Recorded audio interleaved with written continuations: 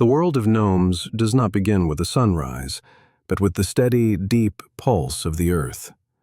Deep beneath the roots of an ancient, gnarled oak tree, a tree so old it had forgotten its own name, lived Elowen.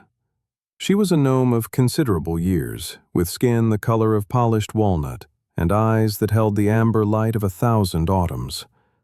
Her home was a marvel of subterranean engineering, carved into the spaces between the great roots, where the walls were lined with soft, glowing moss, and the air always smelled of dried lavender and rich, damp soil. On this particular morning, the silence of Elowen's home was different. It wasn't the heavy, dormant silence of midwinter, but a thin, vibrating quiet that suggested the world above was stretching its limbs. Elowen rose from her bed, which was a frame of woven willow branches cushioned by the finest swan down and covered in a quilt she had spent 7 summers stitching. She moved with a slow, deliberate grace. In Elderberry Hollow, hurry was considered a form of rudeness, to the self and to the time one was given. She walked to her small hearth, where a single ember from the night before still glowed like a fallen star. With a gentle breath, she coaxed it into a flame, feeding it tiny splinters of cedar that crackled softly, releasing a sweet, resinous smoke. As the kettle began to hum, a low, melodic vibration that signaled the start of the day, Elowen looked at her mantle. There sat a small, leather-bound satchel and a walking staff made of silver birch, polished by the grip of her hands over decades. Today was the day of the Great Vernal Survey.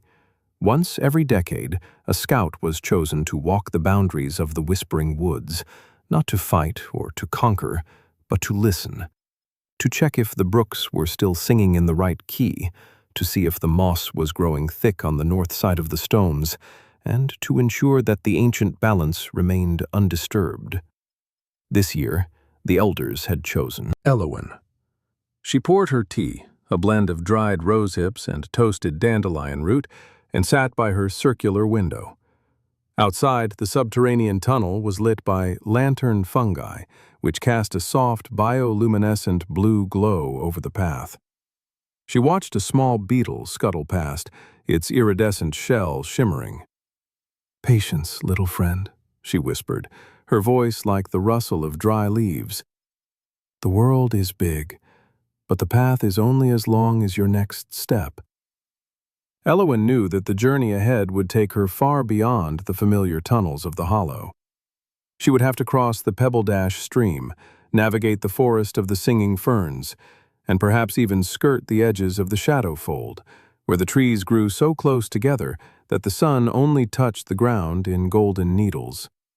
It was an adventure, yes, but an adventure of observation, of being a ghost in the greenery. She finished her tea, feeling the warmth spread through her chest. She donned her cloak, a heavy forest green wool that made her nearly invisible against the undergrowth, and cinched her belt. In her pouch, she placed 3 things: a compass made of a floating needle in a bowl of pine oil, a small tin of honey biscuits, and a handful of starlight seeds that glowed in the dark. She walked to her heavy round door made of solid cherry wood. With a rhythmic thrum, she pulled the latch. The door creaked open, not with a harsh sound, but with a deep wooden groan that sounded like a greeting. Elowen stepped out into the main corridor. She would first meet Silas, the elder of the root, to receive the traditional blessing of the wanderer. Her heart beat with a steady, calm excitement. The adventure was beginning, but it was an adventure that moved at the speed of a growing tree. The main corridor of Elderberry Hollow was a masterpiece of organic geometry. The gnomes did not cut through the earth, they persuaded it to move. The walls were reinforced with a lattice of living willow shoots, woven so tightly that they had become a solid, breathing structure. As Elowen walked, the soft thrum, thrum of her boots on the packed clay floor echoed with a comforting low frequency.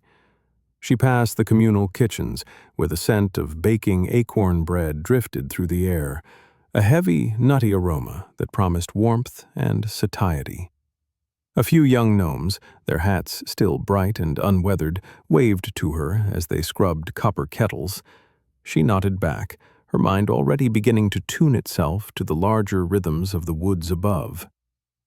At the very center of the hollow lay the Hall of the Elderroot. This was a vast circular chamber where the primary taproot of the great oak descended from the ceiling like a massive fluted column of bronze-colored wood. Around its base, the floor had been polished until it shone like a dark pool of water. Silas, the elder of the root, was waiting for her. He sat upon a bench carved directly into a curve of the taproot. Silas was so old that moss had begun to grow in the folds of his beard, and he moved with the slow, deliberate grace of a shifting tectonic plate. In his hands, he held a staff of ironwood, topped with a piece of unpolished amber. "Elowen," Silas rumbled, his voice sounding like stones rolling at the bottom of a deep river. "The sap is rising. I can feel it in the wood. It is a restless spring, full of questions." Elowen bowed her head. "I am ready to listen, Silas. I have my satchel, and my spirit is quiet." Silas stood up, a process that took nearly a minute. He reached into a small niche in the root and pulled out a silver whistle, no longer than a pine needle. "Take this. It does not blow a sound for ears, but a vibration for the trees. If you find yourself lost in the fold, blow into it. The trees will recognize the song of the hollow and part their branches for you." He placed the whistle in her palm. It felt cold and strangely heavy for its size. "The survey is more than a map-making, Elowen," Silas continued, walking her toward the ascent, the long, winding stair that led to the surface. "You are checking the breath of the forest. If the streams are sluggish, if the birds are silent in the morning grove, or if the shadows feel heavier than they should, you must note it. The forest is a mirror. If it is troubled, we must know why." They reached the base of the ascent. The stairs were cut into a spiral, winding upward through the hollowed-out interior of a secondary route. From far above, a faint, pale light filtered down, the first real sunlight Elowen had seen in weeks. It looked like a column of shimmering dust. "Remember," Silas whispered as she placed her hand on the banister, "the forest does not happen to you.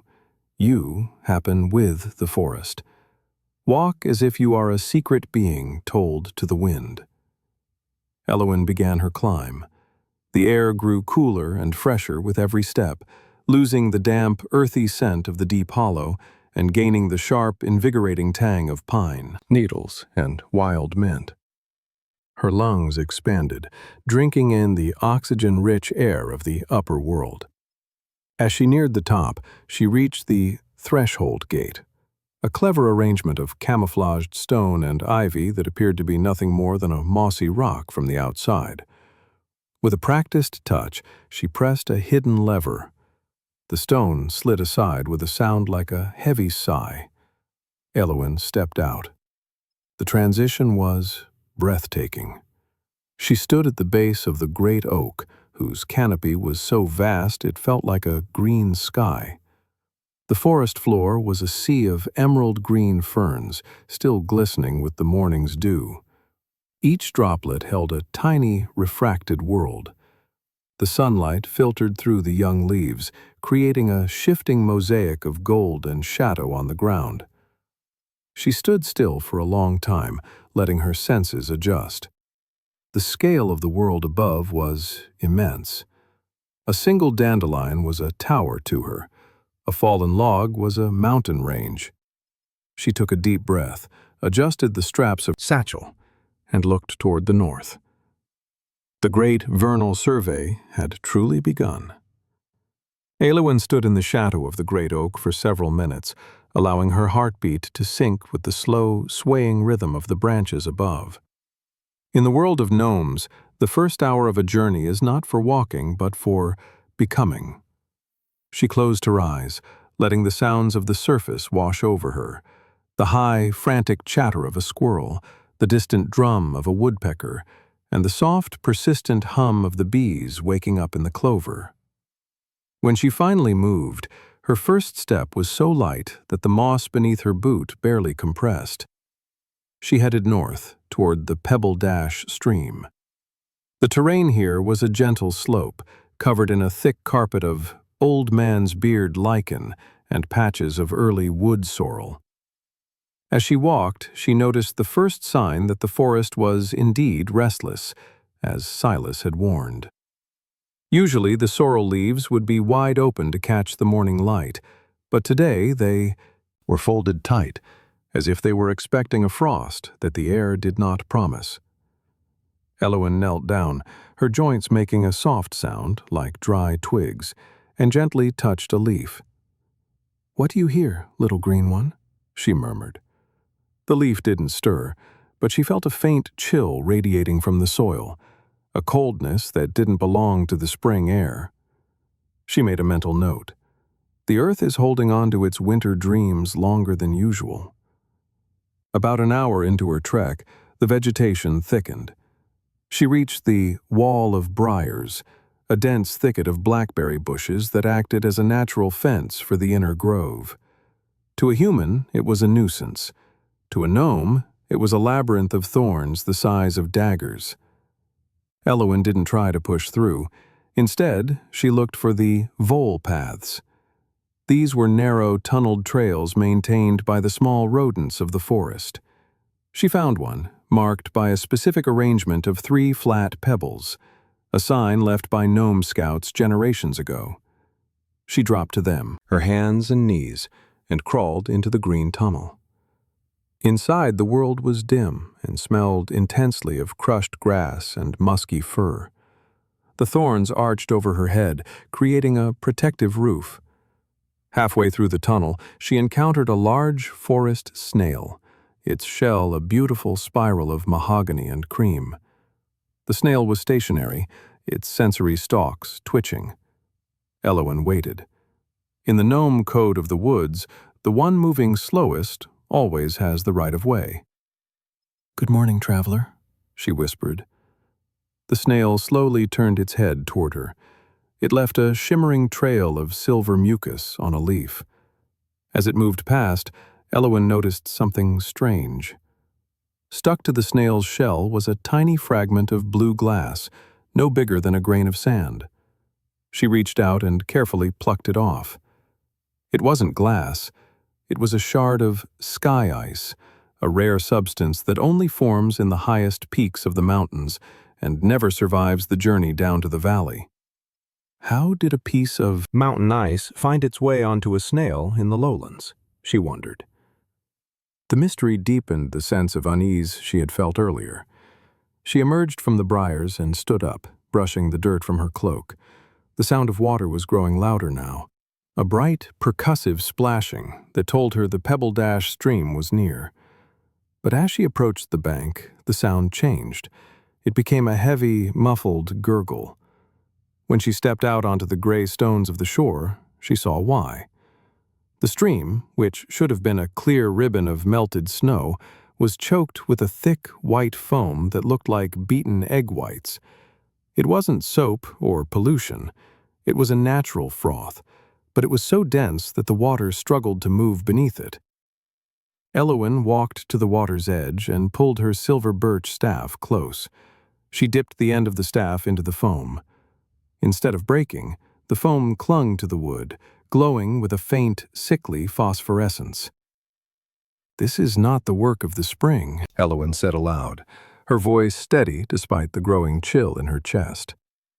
She looked upstream, toward the misty foothills where the water originated. Something was happening at the source.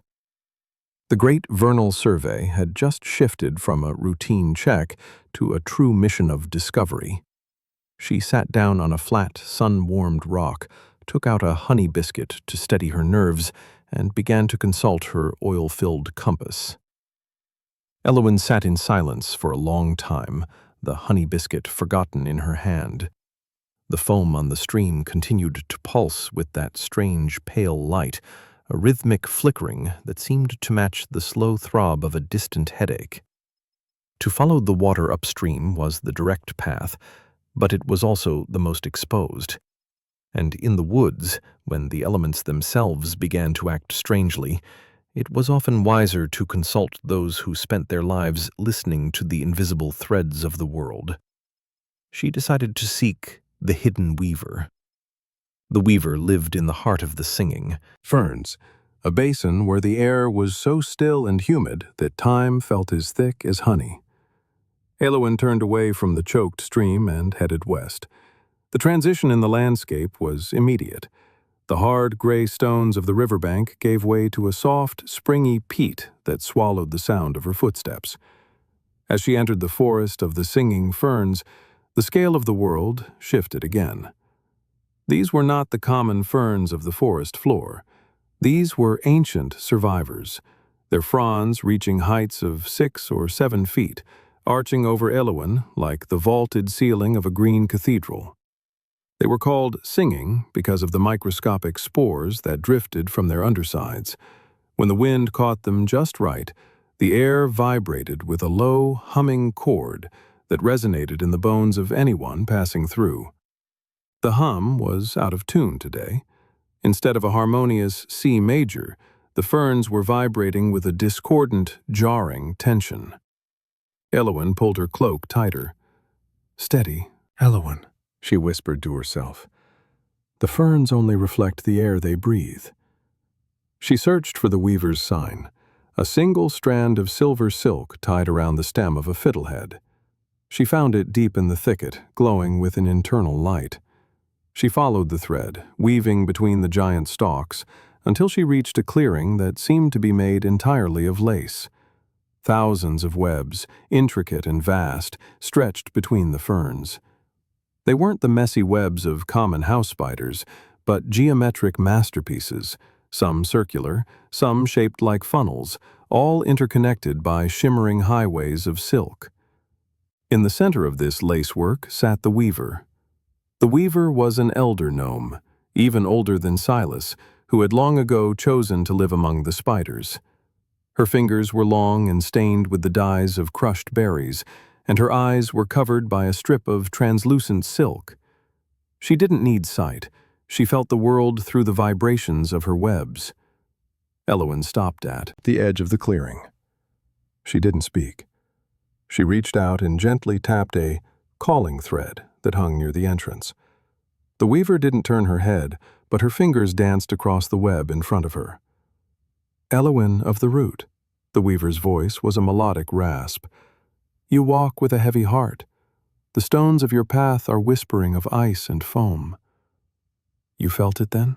Elowen asked, stepping closer but careful not to disturb the silk. "The webs do not lie," the weaver replied. She plucked a single strand, and a low, mournful note rang out through the clearing. "A cold wind is blowing from the high fold, not a wind of air, but a wind of spirit. The Mountain King has tucked his chin too deep into his chest, and his breath is freezing the heart of the springs." Elowen frowned.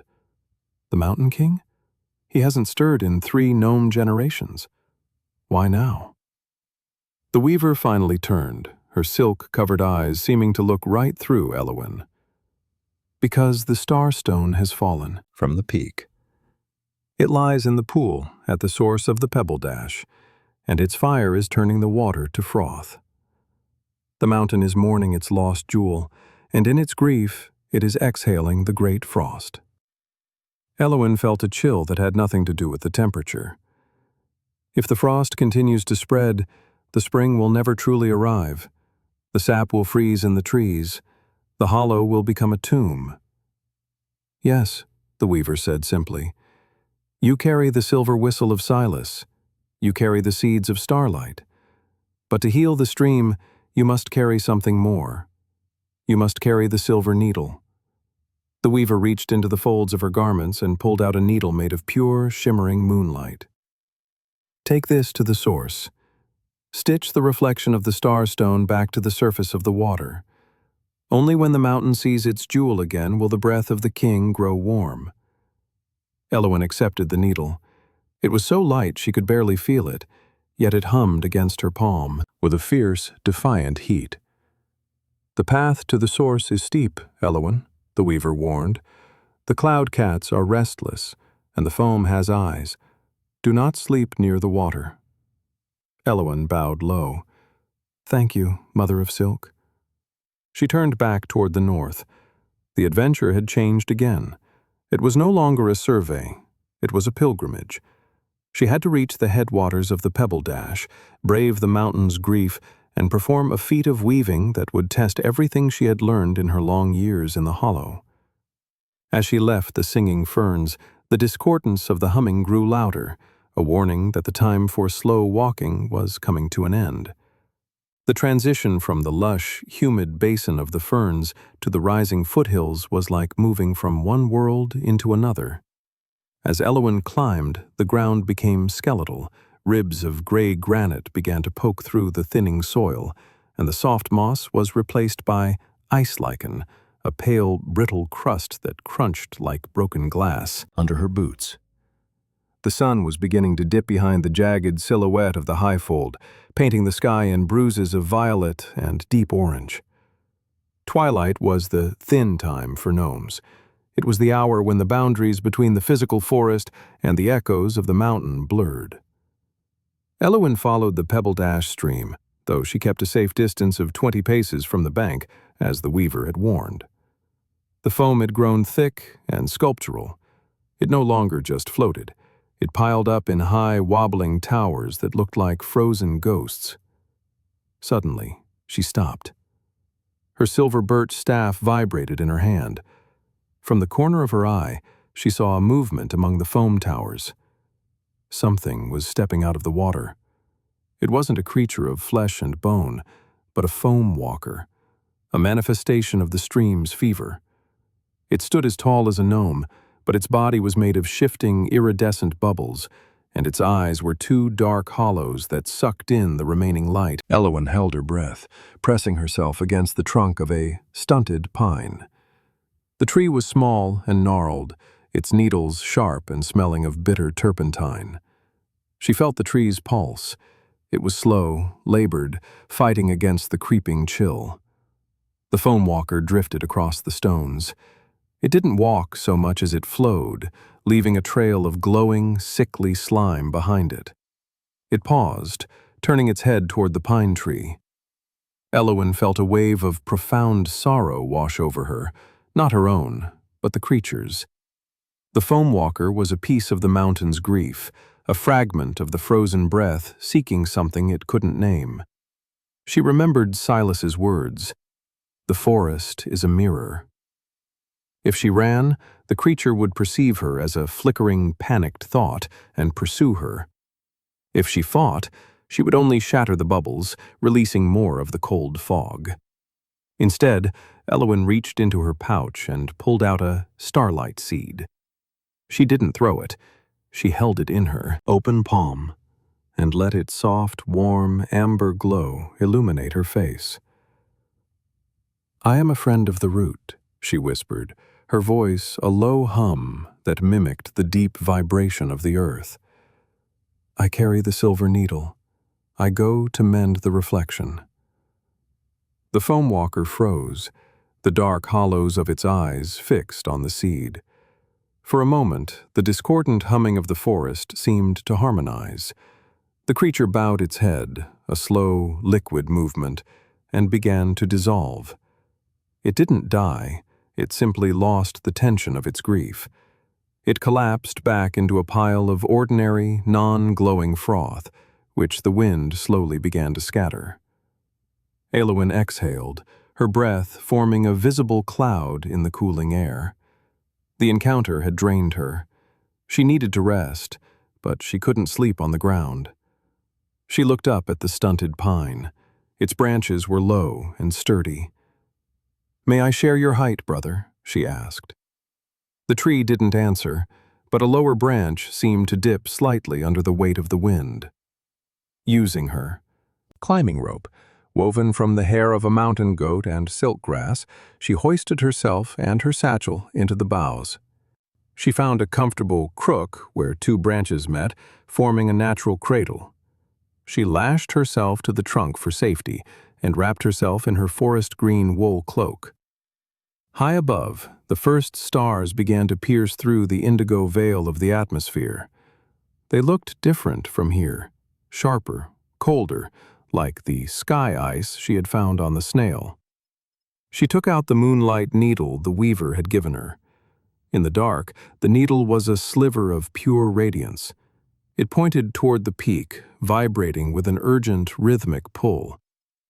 "Tomorrow," Elowen whispered to the stars. "Tomorrow I reach the source." She closed her eyes, listening to the pine needles whispering above her.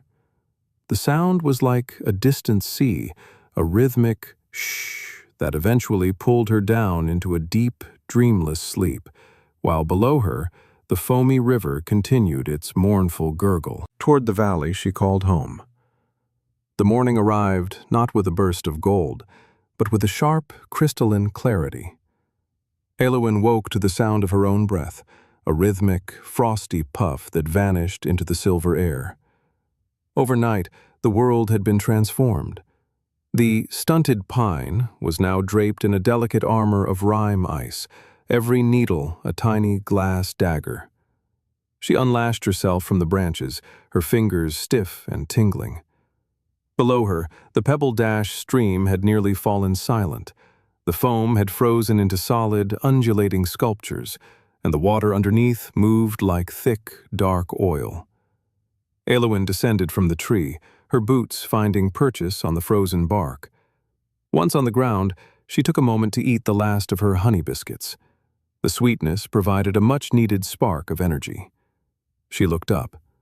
The glass ledge lay ahead, a narrow, wind-swept path of smooth granite that skirted the highest falls before reaching the source. As she began the final ascent, the air grew thin and tasted of metal. The glass ledge lived up to its name. It was slick with a layer of frozen spray from the falls. One slip would send a gnome tumbling back into the briars of the lower slopes. Elowen didn't rely on her feet alone. She took out her silver birch staff and unsheathed the hidden iron spike at its base. With every step, she hammered the spike into the ice, creating an anchor. She moved with the slow, rhythmic precision of a clockmaker. Step, plant, breathe. Step, plant, breathe. Halfway across the ledge, a shadow fell over her. A cloud cat, a creature of condensed vapor and mountain will, was prowling the heights. It was translucent, its body swirling with gray mists, and its paws made no sound on the ice. It wasn't a predator of meat, but a predator of direction. Cloud cats led travelers astray, whispering false paths until the wanderer walked off the edge of the world. The cat sat on a crag above her, its eyes two swirling nebulas of violet. "The path is closed, weaver child," the cat purred, the sound vibrating inside Elowen's skull. "The king has pulled the blanket of winter over his head. The sun is a forgotten dream." Elowen didn't look up into its mesmerizing eyes. She kept her gaze fixed on the granite beneath her feet. "The sun is never forgotten by the root," she replied, her voice steady and low. "I carry the silver needle, and I carry the song of Elderberry Hollow." She reached into her pouch and took out the silver whistle Silas had given her. She didn't blow it with air. Instead, she hummed into it, the low, deep frequency of the communal kitchen, the smell of acorn bread, and the warmth of the central hearth. The whistle didn't make a sound, but the glass ledge itself began to vibrate. The ice under the cloud cat cracked. The creature let out a frustrated hiss of steam and dissolved into a harmless patch of fog, unable to withstand the grounding reality of the gnome's home song. With the path clear, Elowen reached the end of the ledge. Before her lay the source pool. It was a circular basin of black stone, tucked into a natural amphitheater of the mountain. In the center of the pool, submerged just beneath the surface, lay the star stone. It was a jagged, fallen meteorite that glowed with an intense, pulsing blue light. This light was what was freezing the water. It was an alien heat that absorbed the warmth of the world around it, leaving behind only the glowing foam. The reflection of the stars above was shattered on the surface by the constant bubbling of the froth. Elowen knelt at the water's edge. The cold was so intense it felt like fire. She pulled out the Moonlight needle. It glowed fiercely now, almost vibrating out of her hand. She could see the threads of the world here, faint, shimmering lines of energy that connected the stars to the water. "Now," she whispered, "I must stitch the sky back to the earth." She reached out over the freezing pool, the needle poised. But to do this, she would have to touch the water, and the weaver's warning echoed in her mind. The foam has eyes. As she leaned forward, a dozen small faces began to form in the froth at her feet, tiny, weeping versions of herself, each one a fragment of the mountain's reflected grief, reaching up to pull her in. The faces in the foam were not monsters, but mirrors. They wore Elowen's own features, the lines around her eyes, the weary tilt of her shoulders, but they were distorted by an ancient, heavy sorrow. "Stay with us," the reflections whispered, their voices sounding like the soft collapse of a snowbank. "In the deep cold, there is no work. There is only the long, blue sleep." Elowen felt her eyelids grow heavy. The intense cold of the source pool acted like a narcotic, luring her mind toward the same dormancy that had gripped the Mountain King. She looked at the starstone at the bottom of the pool. Its blue light was beautiful, a siren song of absolute stillness. No, she thought, the word a warm spark in the center of her being. The root does not sleep. It prepares. She gripped the Moonlight needle with both hands. She realized she couldn't just stitch the water. She had to stitch the meaning of the sky back into the mountain's heart. She looked up at the constellations, the Great Bear, the Weaver's Loom, the Silver Ant. She felt the ancient connection between the celestial fire and the earthly stone. Elowen plunged the needle into the surface of the pool. The water didn't splash. It resisted like thick silk. As the needle pierced the film of the froth, a jolt of pure, cosmic energy surged up Elowen's arms. She didn't pull back. She began the stitch of stillness. Her hands moved in the complex, rhythmic patterns she had practiced for decades at her walnut wood loom in the hollow. Over the reflection of the silver ant, under the glow of the starstone, loop through the silence, pull tight the dawn. As she wove the needle, through the air and the water, the shimmering threads of energy began to tighten. The discordant humming of the forest reached a deafening crescendo, and then, suddenly, snapped into a perfect, resonant chord. The blue light of the starstone changed. It no longer absorbed the warmth of the world. It began to radiate it. The jagged meteorite softened, its alien edges smoothing out as it accepted its place in the mountain's basin. The foam began to dissolve, not into slime, but into clear, steaming water. The weeping faces in the froth vanished, replaced by a single, perfect reflection of the night sky. The mountain gave a long, deep shudder, a sound like a giant turning over in bed, and a warm breeze suddenly swept down from the peaks. It smelled of damp stone and waking earth. The Mountain King had breathed out, and this time his breath was warm. Elowen collapsed onto the black stones of the bank, her strength spent. The Moonlight needle had vanished, its work done, leaving only a faint silver scar on her palm that glowed with the memory of the stars. She watched as the Pebble Dash stream, now clear and vibrant, began to roar with new life. The sky ice melted away, and the ice lichen turned back into soft, green velvet. The great frost was broken. "The survey is complete," she whispered to the rising moon. But as she lay there, catching her breath, she noticed something at the edge of the pool. The starstone had shifted. Beneath it, Where it had rested for eons was a small, leaden box, sealed with a crest she had only seen in the most forbidden history books of the Gnomes. It was the seal of the unseen architects, the ones who had built the hollow before the Gnomes arrived. The stone hadn't fallen by accident. It had been moved to reveal a secret. Elowen sat up, her curiosity reignited. The adventure of the small wonders was over, but the mystery of the ancient roots was just beginning. She reached out to touch the cold lead of the box, feeling a vibration that was much older than the mountain itself. Elowen's fingers hovered over the leaden box.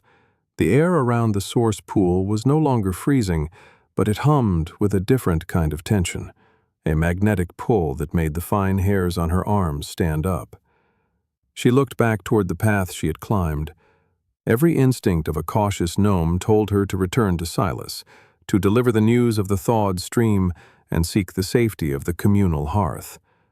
But Elowen was the chosen wanderer, and a wanderer's duty is to follow the thread until the knot is untied. She reached out and touched the seal. The lead was surprisingly soft, like old wax. As her thumb pressed against the crest of the unseen architects, a symbol of 3 interlocking roots forming a triangle, the lid didn't pop open.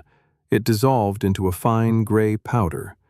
Inside lay a single object, a sphere of polished obsidian the size of a walnut. When Elowen picked it up, the world around her seemed to tilt. The obsidian wasn't a stone. It was a lens of the deep. As she held it up to her eye, the solid granite of the mountain became translucent. She wasn't looking at the surface anymore. She was looking through the layers of the earth. Deep beneath the source pool, far below the foundations of Elderberry Hollow, she saw a network of luminous veins. These were the aureole paths, tunnels of pure light that didn't hold soil or rock, but the raw, unrefined energy of the world. And at the center of these veins sat a great heart, a pulsating core of amber light that acted as the bellows for the forest's life. The starstone hadn't just been a jewel, it had been a cap, a weight intended to keep this vision hidden. "The roots go deeper than we knew," Elowen whispered. Her voice carried over the splashing water, which was now singing a joyous, clear song as it tumbled down toward the valley. She placed the obsidian sphere in her velvet-lined pouch. She knew now that her report to Silas would be far more complex than a simple update on the spring thaw. The gnomes of Elderberry Hollow believed they were the masters of their subterranean world, but they were merely tenants, living in the attic of a much larger mansion. Elowen began her descent. The journey back was far swifter than the climb. The glass ledge was no longer a frozen trap, but a sparkling path of wet stone. The foam walkers had vanished, replaced by the first brave shoots of alpine crocus pushing through the damp silt. The forest was waking up in a rush, a green explosion of life that seemed determined to make up for the lost time of the great frost. As she reached the foothills, she encountered a family of moss hedgehogs emerging from their winter burrows. They grunted a friendly greeting, their spines decorated with the first buds of wild garlic. Elowen shared the last of her dried apple rings with them, feeling a profound sense of connection to these small, sturdy lives. By the time she reached the outskirts of the singing ferns, the sun was high and warm. The discordant humming had vanished. Instead, the ferns played a lush, golden symphony that vibrated with the promise of summer. She didn't stop to see the weaver.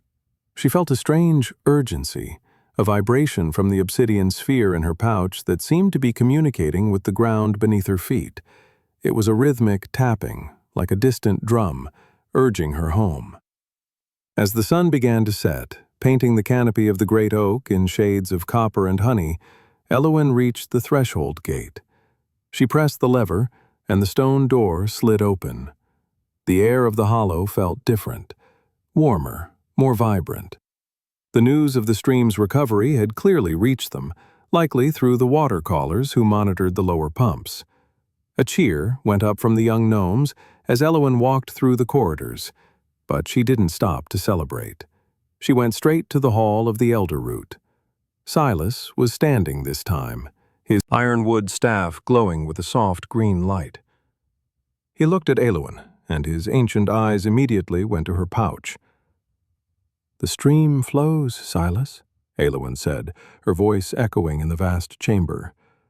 "The king has breathed, but the mountain had a secret tucked under its tongue." She pulled out the obsidian sphere. The moment it was revealed, the great root of the oak, the pillar of their hall, shivered.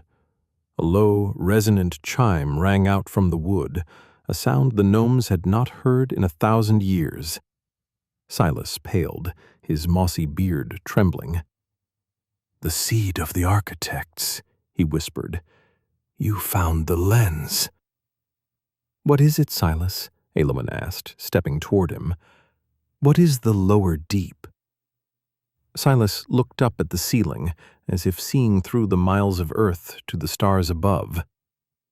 "It is the reason we are here, Elowen. We are not just watchers of the woods. We are the gardeners of the core. And it seems the core is calling for a meeting." The hall of the elder root fell into a silence so profound that Elowen could hear the sap moving within the ancient timber of the pillar. The gnomes who had gathered at the edges of the chamber stood like statues, their small lanterns flickering. Silas reached out a gnarled hand, not to take the obsidian sphere, but to feel the air radiating from it. "For ages," Silas began, his voice dropping to a gravelly whisper, "we have told ourselves that we carved this hollow. We told our children that we found the spaces between the roots and made them ours. But the truth is written in a language older than the gnomes."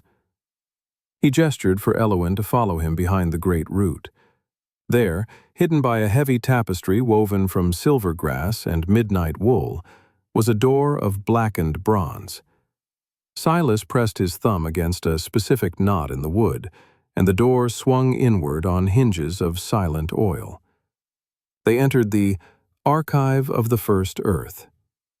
It was a small, circular room lined with jars of glowing mineral dust and scrolls made of hammered gold. In the center stood a pedestal of translucent quartz. "Place the lens there," Silas commanded. Elowen set the obsidian sphere upon the quartz. Instantly, the room transformed. The lens projected a map onto the walls, not a map of land and sea, but a three-dimensional web of golden light. It was the lower deep she had glimpsed at the mountain source, but here it was detailed, showing the veins of energy as they pulsed like a slow, rhythmic heart. "The unseen architects were not gnomes," Silas explained, his eyes reflecting the golden map. "They were the breath givers. They built the aureole paths to distribute the life force of the world to the roots of every tree, every flower, and every blade of grass. But the paths require tuning. If they are left alone for too long, the energy thickens, it grows stagnant, like the foam you saw in the stream. The great frost was not just the mountain's grief, it was a blockage in the veins of the world." Elowen looked at the map. She noticed one vein, the thickest one, which ran directly beneath Elderberry Hollow, was flickering with a dull, sickly violet light. "Is that why the starstone was moved?" she asked. "The mountain didn't move it," Silas replied solemnly. "The core moved it. It was a signal. It chose you, Elowen, to see the blockage. The gnomes were placed here as caretakers, but over the centuries we became comfortable. We forgot that our hearth fires are fed by the warmth of the core. If that violet light turns to black, the great oak will die, and the hollow with it." Elowen felt the weight of the silver whistle in her pocket and the memory of the moonlight needle on her palm. She realized her journey hadn't been a survey at all. It was a recruitment. "How do I reach it?" she asked, her voice steady. "The lower deep is miles below the lowest cellar." Silas walked to the map and pointed to the base of the great root. The root is not just a pillar, it is a ladder. There is a path within the wood itself that leads to the humming gallery. From there, you must enter the luminous veins and travel to the heart bellows. You will need to take the resonance hammer, a tool of the architects that hasn't been used since the age of the Great Silence. He reached into a velvet-lined chest and pulled out a small, heavy mallet made of white jade. It didn't look like a weapon or a heavy tool, it looked like a musical instrument. When he handed it to Elowen, it vibrated with a perfect, clear note that resonated in her teeth. You must find the blockage and strike the vein until the light turns gold again, Silas said. But be warned, the lower deep is not the forest. Gravity works differently there. The air is thick with old magic, and your thoughts will manifest before you can speak them. You must keep your mind as clear as the silver stream. Elowen took the resonance hammer and tucked it into her belt beside her staff. She felt a strange sense of destiny. She thought of Pippin, of the weaver, and of the peaceful, nutty scent of the communal kitchens.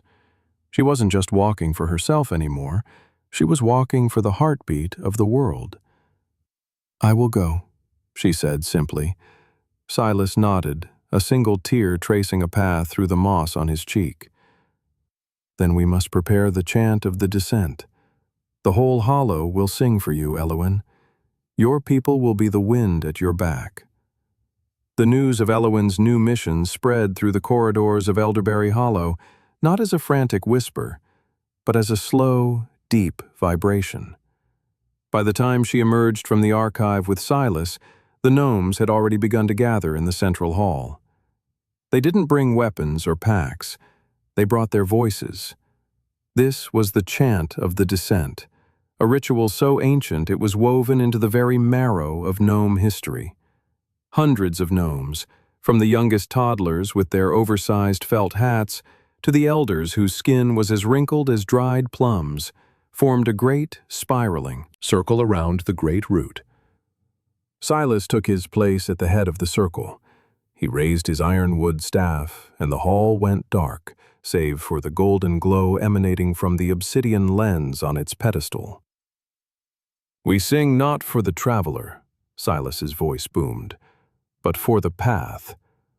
We sing to remind the earth that we are still its children." The chant began. It started as a low, humming drone, a sound so deep it was felt in the soles of the feet rather than heard in the ears. It mimicked the sound of a subterranean wind blowing through a cavern.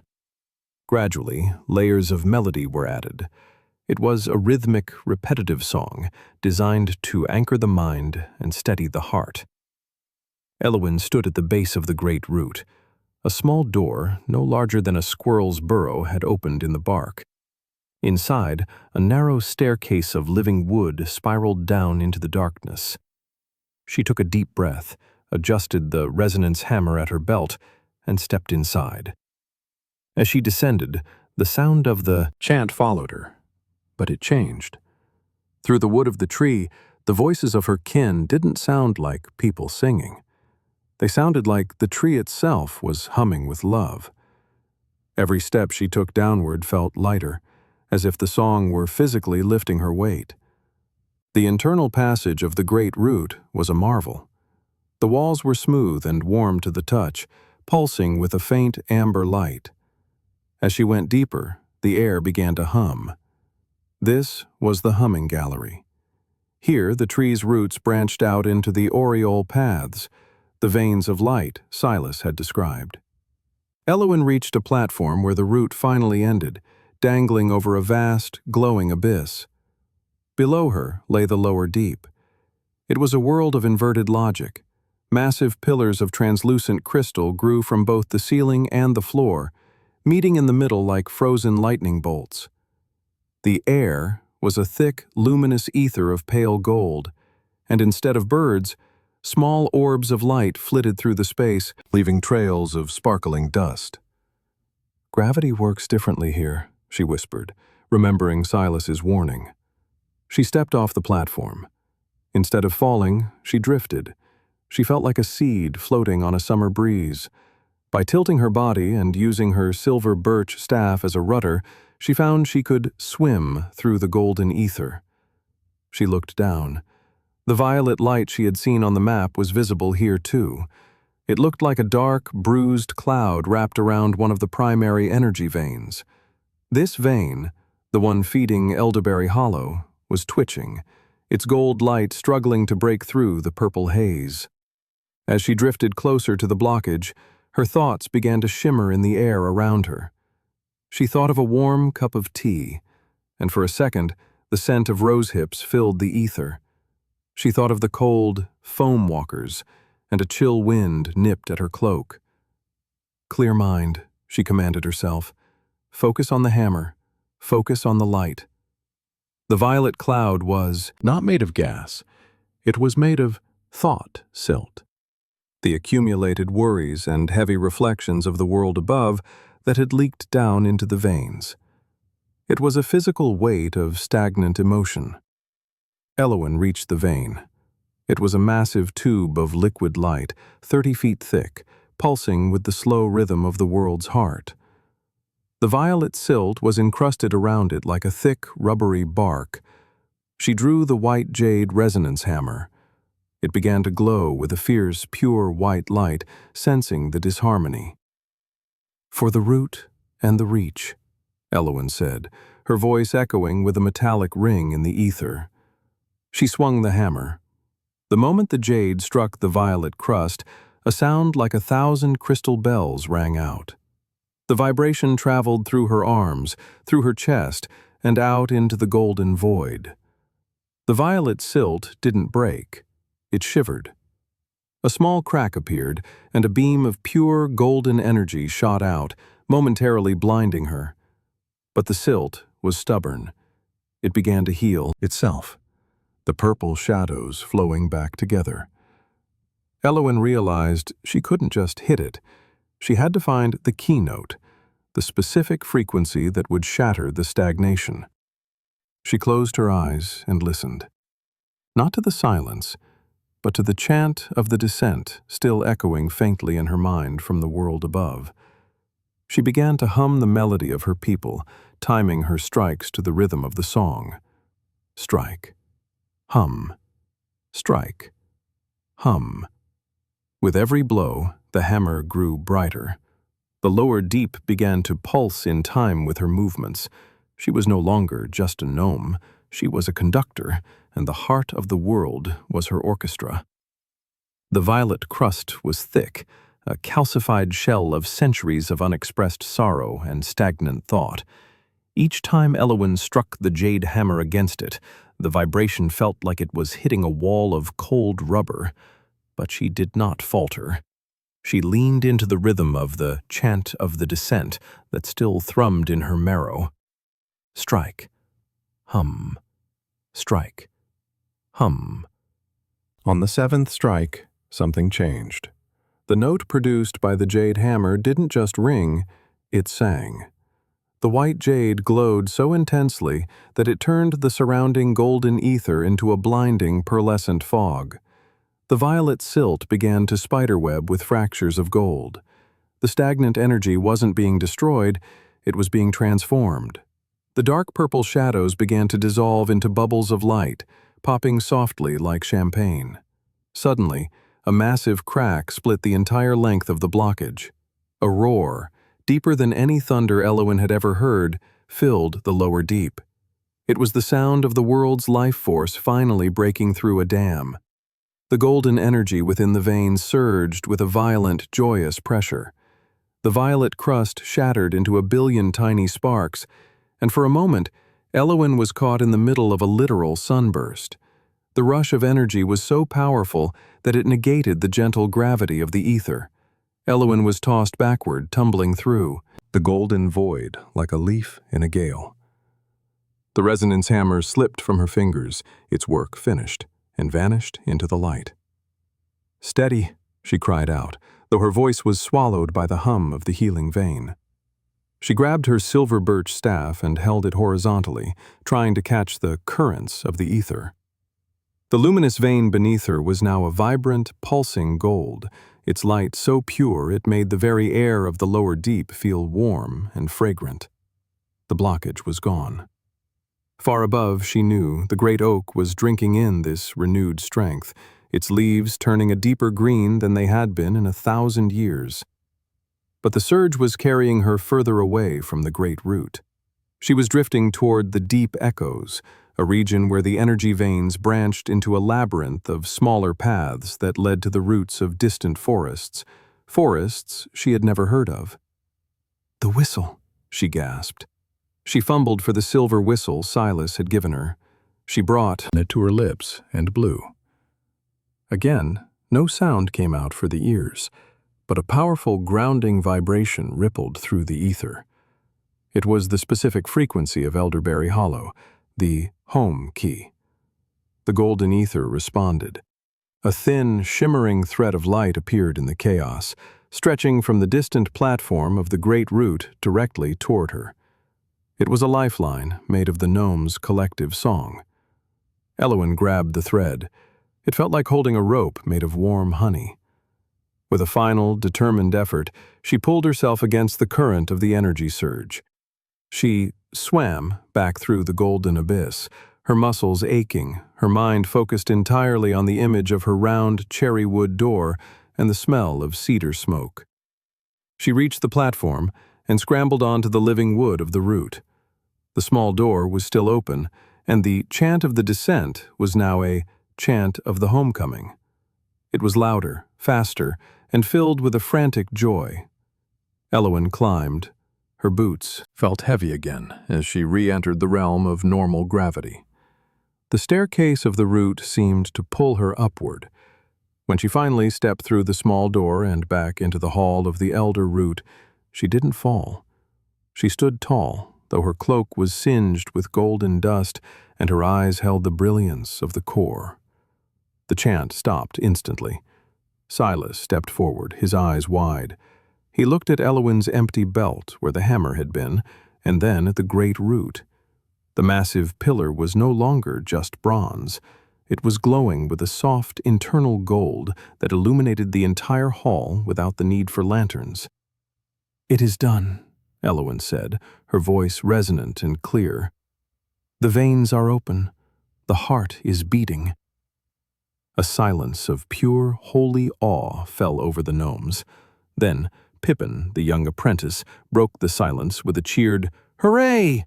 and the hall erupted into a celebration that would be remembered for generations. But as Elowen looked at Silas, she saw a shadow of concern in his smile. He leaned in and whispered, "The heart is beating, yes, but a heart that wakes after so long, it begins to want things, Elowen. It begins to dream." The celebration in Elderberry Hollow lasted until the early hours of the morning, but Elowen slipped away before the first acorn cakes were even served. She felt a profound need for the sky, the real sky, not the golden ether of the deep. She ascended the winding stairs of the root one last time and stepped out through the threshold gate. The forest was transformed. It was no longer just a collection of trees and stones. It felt like a single, breathing organism. The starlight seeds in her pocket were glowing so brightly they illuminated the path like small lanterns. The Pebble Dash stream was a ribbon of pure, liquid silver, and the air was so saturated with life that every breath felt like a blessing. Elowen walked to her favorite spot, a high ridge that overlooked the entire valley. As the sun began to peek over the high fold, she saw the breath of the earth. A gentle, shimmering mist was rising from the forest floor, a soft golden haze that was the visible overflow of the energy she had released. Silas joined her a few moments later, his ironwood staff clicking softly on the stones. They stood together in silence, watching the first light of a new era touch the tops of the great oak. "You look different, Elowen," Silas said softly. "The gold hasn't entirely left your eyes." "I don't think it ever will," she replied. Once you've seen the veins of the world, you can never go back to just seeing the bark. Silas nodded. The gnomes will have to learn a new way of living. We are no longer just hiding in the shadows of the roots. We are the stewards of the light. The heart bellows is awake, and as I told you, it is dreaming. What does it dream of? Elowen asked. Growth, Silas whispered. Expansion, connection. It dreams of a day when the gnomes and the forest are so intertwined that there is no difference between the two. Elowen looked down at her palm, where the faint silver scar from the moonlight needle remained. She felt a deep sense of Geborgenheit, that unique gnome word for feeling safe, warm, and exactly where one belongs. The adventure had been long, from the frozen foam of the stream to the golden void of the core, but it had brought her back to herself. She took out the obsidian lens of the deep. She didn't look through it. Instead, she knelt and buried it at the base of a young sapling, a child of the great oak. Let the secret stay with the roots for a while, she murmured. She turned and began the walk back down to her home. She thought of her walnut wood loom, her swan-down bed, and the kettle that would soon be humming on her hearth. She would tell Pippin the stories of the luminous veins, and she would teach the village how to listen to the new, vibrant song of the ferns. The great Vernal Survey was over. The forest was healed, mountain was at peace, and the gnomes of Elderberry Hollow were finally, truly awake. Elowen reached her round cherry-wood door. She paused for a moment, listening to the forest. It wasn't silent, and it wasn't loud. It was a perfect rhythmic harmony, the sound of a world that knew it was loved. She pulled the latch, stepped inside, and closed the door behind her. The hearth fire was waiting, and for the first time in a long journey, the wanderer was home.